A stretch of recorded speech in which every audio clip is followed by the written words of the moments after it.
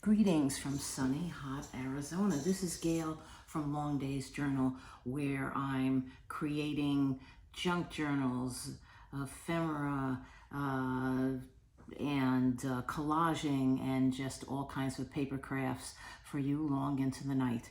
I'm coming to you today with just a brief video to share the exciting news that I have been accepted for or selected for the new creative team for Mad Paper Crush that's kicking off today. And I'm just going to give you a brief preview of some of the materials that I will be using, some of the digi prints and some of the other things that you may have in your own stash that you might want to start to gather, so that in the next day or so when I come back to you and we really jump in on doing this project, you'll be all set.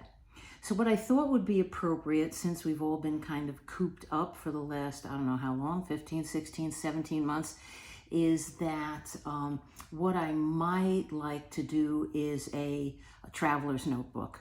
And these are small and they're easy to put together. And as you're getting back out there on the road, it might be really fun to keep one of these to document your travels along the way.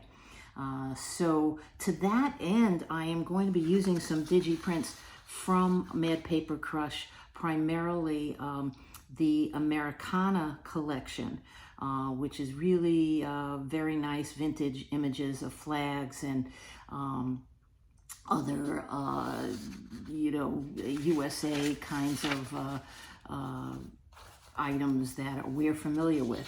Now, that's not to discourage my European audience if you're out there from joining us for this project, but because I think more than likely you all will be able to come here and travel about the country while we're probably still a little more restricted in getting over there. So you might find some of these images useful in doing your traveler's notebooks when you come on over to the US and sunny Arizona, pictured right here with that heart on the map, Phoenix, and visit us.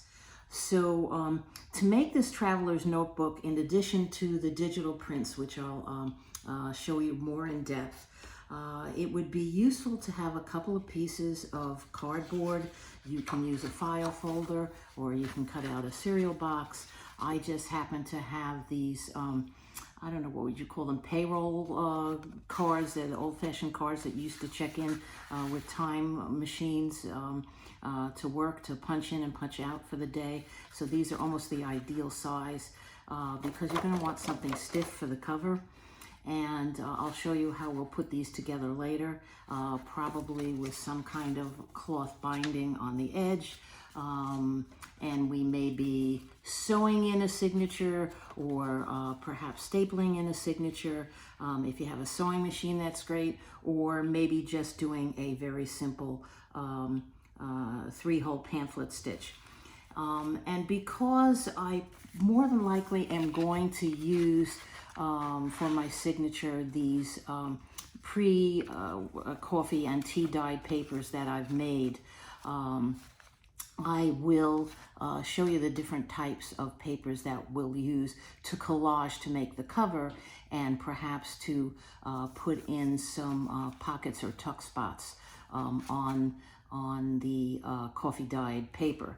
You could, however, by all means, use some of these digital prints for the actual pages of the signature itself. Just as an example, I printed out from the Americana series this perfectly little lined note paper, which would be great for inclusion in any traveler's notebook or any junk journal, because it's pre-lined. And the beautiful thing about the way these were created is that when they print out, it's printing out in the horizontal. Because I don't know about you, but I have this pet peeve that when you print lined paper and it's folded the wrong way, that now you have to write sideways in your journal because your lines are now columns, vertical columns.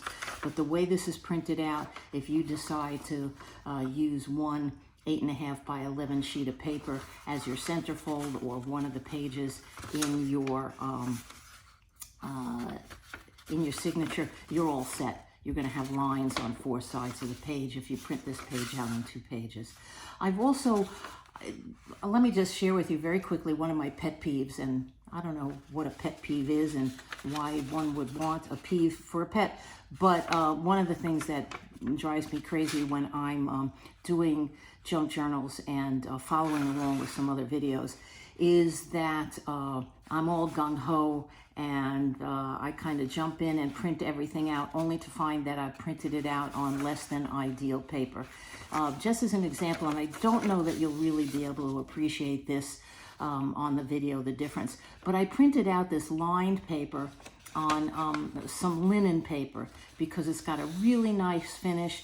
If you distress it and use some inks, either prior to printing it out or after, it's got a nice feel to it. It really feels like nice, almost old-fashioned stationery, and the paper has a little bit more of a yellow cast to it.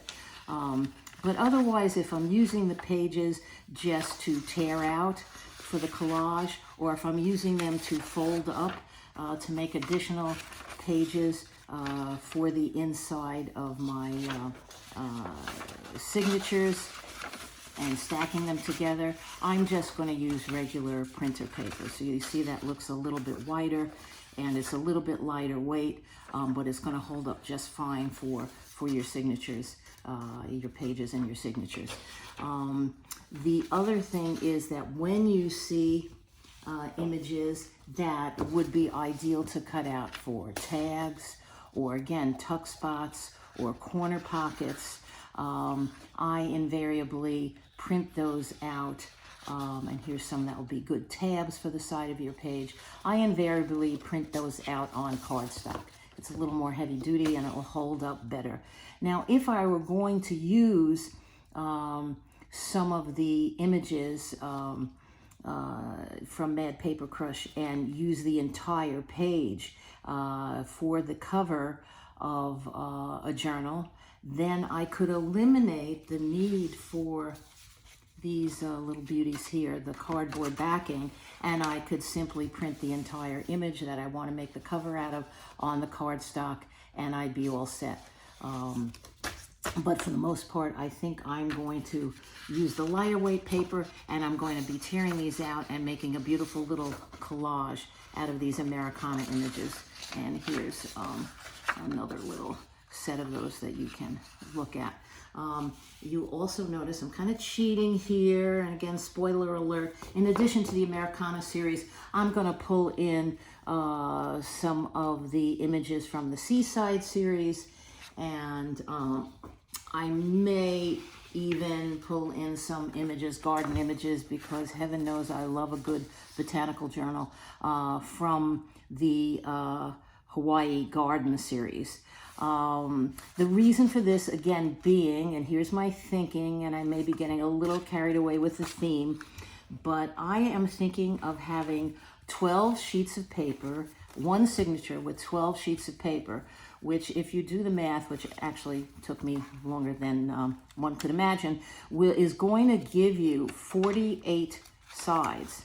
It's going to give you, it's 12 sheets of paper, and it's actually going to wind up being 4 sides to each sheet of paper. So I think that adds up to 48 sides. Well, I do know, I did, go to school. We already did have 50 states, and I know 48 falls short of that. But I said, wouldn't it be kind of cute if you really are doing that cross-country trip, if you have 1 page or so for most of the states that you would visit. So to that end, maybe we're visiting Hawaii, and I've got some Hawaiian garden images along with my seaside images, because after all, what's more Americana than the seaside?